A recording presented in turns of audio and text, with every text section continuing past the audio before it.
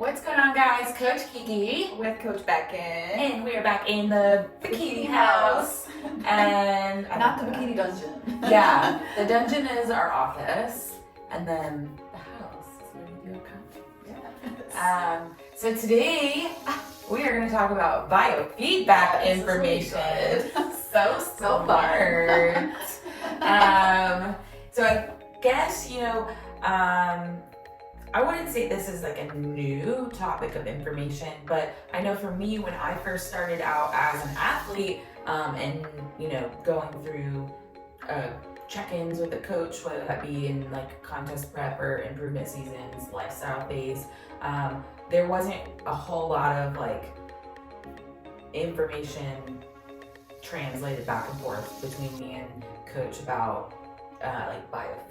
It wasn't like a hot-hitting subject. But I would say it has definitely became a forefront and what most coaches kind of do with their like check-in protocols now. I don't know. I know. You're all that I know. That's what I have. Yes. My business. Yes. So biofeedback. So yeah, everybody does it. Yes, it's very important. But honestly, like what I tell my clients is like, this coaching experience is not like a transaction. It's not, here's your training, here's your macros or meal plan, here's what I want you to do for cardio, have fun. Yeah. Let me know how it goes on Monday.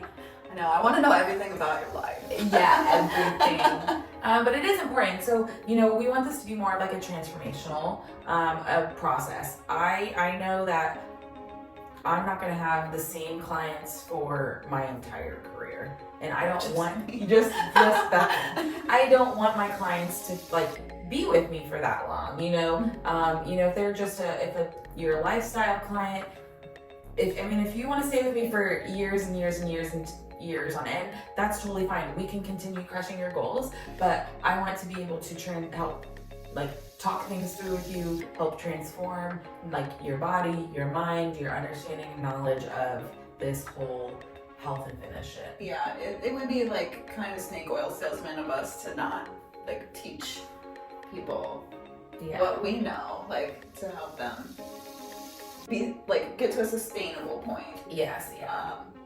So like with the biofeedback information, essentially like there's so much that goes into a particular athlete or client's life, check-in, their goals, what their protocols look like.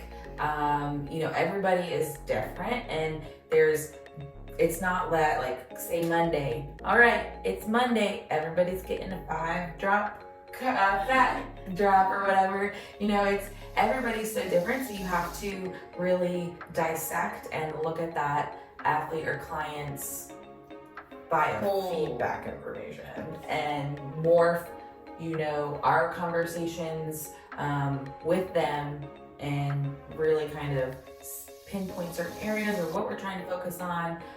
If there are issues, just get as much information as possible so we can make the best course of action moving forward. Yes. So what are some information that you like to get from your clients? I think like number one is stress. That's gonna determine a lot of what is going on in your life, how your body is responding, even your digestion, like your sleep. It's gonna affect everything. So if you are high stress, I want to know that. And not that there's much I can do to relieve that stress, but even just give you ideas or be a sounding board for you about how we can lower that. Yeah, I mean, if you're constantly having high levels of cortisol and stress, then your body is, not going to want to lose weight, lose fat. And then especially like on the opposite end, if you're trying to build muscle, like your body's not going to want to build muscle when it's just so stressed out. So I would like, that's such a huge biofeedback, marker, whether you track that as, today I'm an 8 or a 6 or whatever, or I'm a lot stressed or less stressed. We just need to know, and it's something that you want to be kind of aware of and talk through it with you. It's like, I'm the last person to give advice on being stressed, but more so it's like the conversation piece of talking with your coach about being like, hey, I'm a little stressed this week. This might be why X, Y, or Z is happening. And when I'm getting biofeedback from my clients and we're, say everything on your biofeedback is good except this one area. Like, let's look at this one area and let's talk through it. So what can we do moving forward if to help fix that? Or, why did this happen today? What were the events maybe leading up to those higher stress points? So then we can start to listen and look for patterns, and really understand what is causing that disruption in your biofeedback so we can make adjustments in any way moving forward. And I mean, we're not therapists, but like I like to encourage people like personal development, like self-help stuff. Like, what can you implement into your life that is going to lower that stress, or like get more of a routine so you're not so stressed out? Or even if it's like you have so much stress and then you have your meal plan on top of it, or your training on top of it, like what schedule can we implement for you so that everything is just streamlined? Yeah. So stress is obviously a big one. Just run through all the biofeedback kind of like I go through, like, so stress, sleep, digestion, how is your training? Are you feeling full? How's your hunger levels? What's your appetite like? Are you, feeling recovered? Hormonal state, if you're on your cycle, if you're not on your cycle, if you don't know when your cycle is going to be there, like everything. Even like digestion can then also be broken down to like how your like stomach is feeling, or if you're feeling bloated, or how is your poop schedule? Are you pooping often or too many times throughout the day? Are you pooping not enough? Has it been 3 days? There's so many things that can go down into each of those little areas. So like when you're talking about sleep, are you falling asleep? Are you staying asleep? Are you waking up, multiple times to go to the bathroom? Are you waking up and can't fall asleep? Are you needing to take naps several times throughout the day? Like, all of this biofeedback goes down into just this big tree, and it's our job we need you to communicate that biofeedback for us so we can use our brains, use our knowledge and experience, and figure out the issue. Yes. And make it better. Ta-da! Yeah, that's it. Magic wand. That would work. Bless. Great. Yeah. Yeah. We talk about digestion We talk so about frequently. poop a Like, we lot. want to know. Yeah. We ourselves talk about our own poops a lot. We text each Oh, did you other poop a today? lot. Yes. So I think it's weird, especially like, it's weird if you like know your coach. Like if you're, say, one of my friends from high school, and it's like, oh, it's so weird, like giving you all this information. Like, I don't want you to know all this like insider details about me. And then sometimes it's like random people that I've never met before that, maybe follow us on Instagram, and then they're our clients, and it's like, here, you have no idea who I am. Essentially, you know who I am on Instagram, but like, give me all of this information. Tell me about your poop and your sex life. Yeah. Sex drive is also good biofeedback information. Yes. So yeah, like, it may seem silly to go into all of this, but it helps us do our jobs better. Yeah. Yeah. You just have to be like open and honest. And we'll like make fun of shit like poop, but like, it is important. Shit like poop. Shit like No poop. pun intended. Yeah. What else? Okay, sleep. We talked about that. Digestion. Hunger. Are you like getting hungry at certain times? Are you losing your appetite at certain times? Like, and then this is how we can use that information to adjust your protocols. So if I was starving in the middle of the day, what might you do? Well, if you're Like 3 o'clock.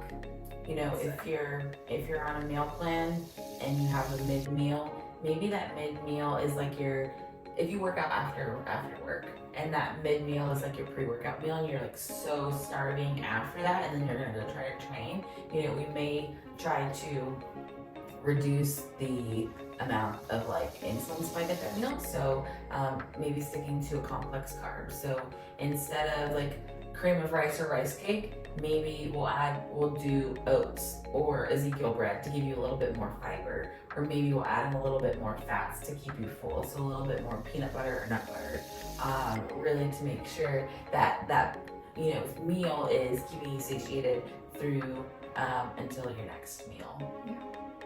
Example.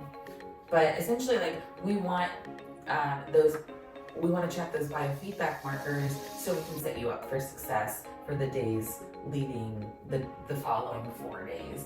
And then what do? We look at that feedback again on that next day, basically evaluating how the past 3, 4, 5 days have gone, if there's anything that we may need to adjust moving forward.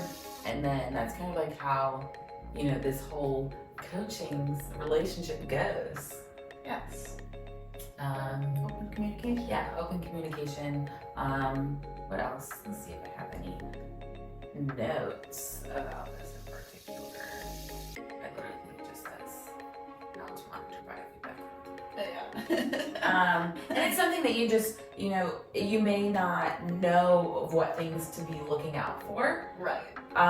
So on anybody's fitness journey, whether you're a newbie or a seasoned competitor, I think taking notes throughout the week on what's going huge. on. You can blog about it, you can put it on Instagram, you can do X, Y, or Z. But honestly, just putting it down, like writing it down in like a little journal of like a recap of, maybe I had broccoli today and 2 hours later I felt like a bloated mess. Well, let me write that down. I don't need to text my coach right away and be like, oh my God, I am bloated. I had broccoli 2 hours ago. Like, okay, write it down. And then next check in, be like, hey, I noticed this was happening.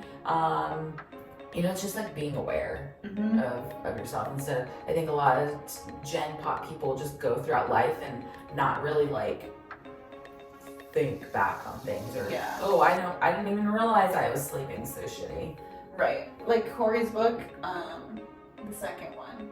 The Book of Consistencies. Yeah, he talks about in there, like, so many people go through life feeling like shit and not even knowing that they feel like shit because they don't know how to they don't know what it feels like to feel good. Yeah. So you gotta learn how to monitor that and watch, learn your own body.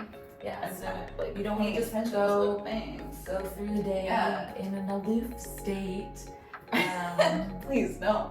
Or even, however many people, when people say, oh, I'm so bloated, no, you're not. You're not bloated. Yeah, why are you saying that? Yeah. It's like every year, you're not going to be bloated. No, you shouldn't be bloated every day. If you are, then issues. Yeah. Maybe then you need to start writing down what you're eating every day. That makes you think you feel bloated. Yeah. Is it dairy? It's dairy. I bet it's dairy. If I had to guess, I bet it's dairy for about 98% of people. Yeah. Dairy and those freaking Brussels sprouts, broccoli. Super special gifts.